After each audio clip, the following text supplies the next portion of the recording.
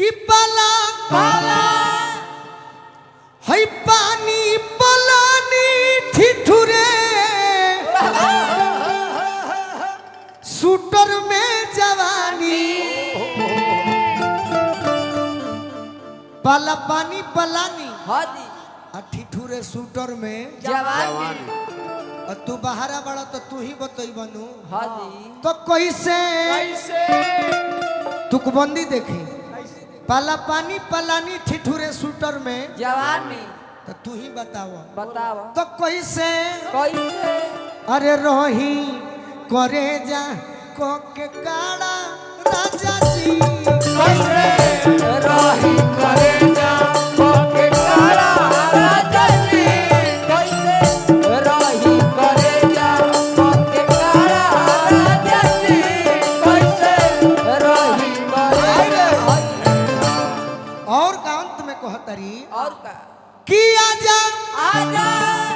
come here come here Bhojpuri के भाषा में जना गईले स्कूल में हाँ जी तो कहले कि वही पास होगा हाँ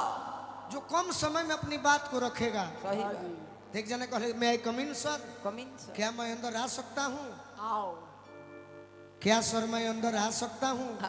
एक जना भोजपुरी का लड़का कहला कि के सर ए सर ढूकी जल्दी ढूक जल्दी तो वही जे भोजपुरी में कहले कि अरे यार तुम पास हो जाओ ढूको ढूको वह कहती है मेहरारू का कि आजा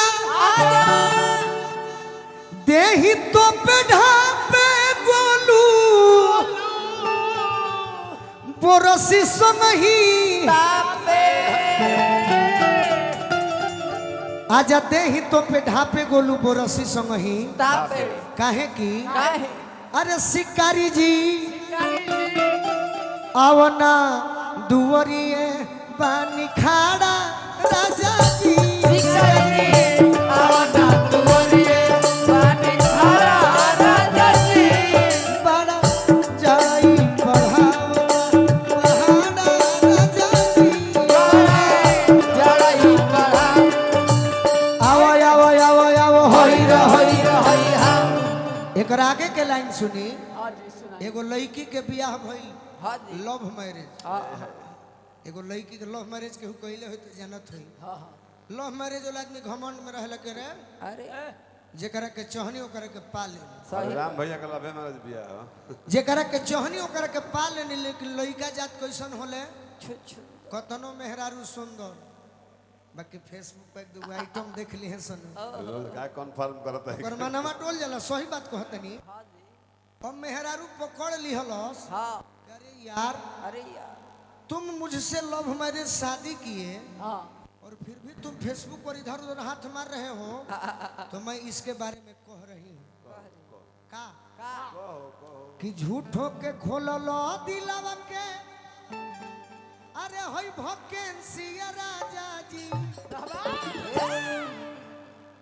यही में बाबू का तो नहीं को देखा तो सही ज्यादा खोल सकता कि झूठो के खोललो दिलवा के अरे वैकेंसी राजा जी बाकी एगो बात से जाला कहीं बतियैबो बाकी अंत समय में इमरजेंसी में आई है कामे इमरजेंसी में आई है कामे कामे के के अरे बीबी लाइसेंस राजा जी इमरजेंसी में आई है कामे बीबी लाइसेंस सहारा के हम एक महीना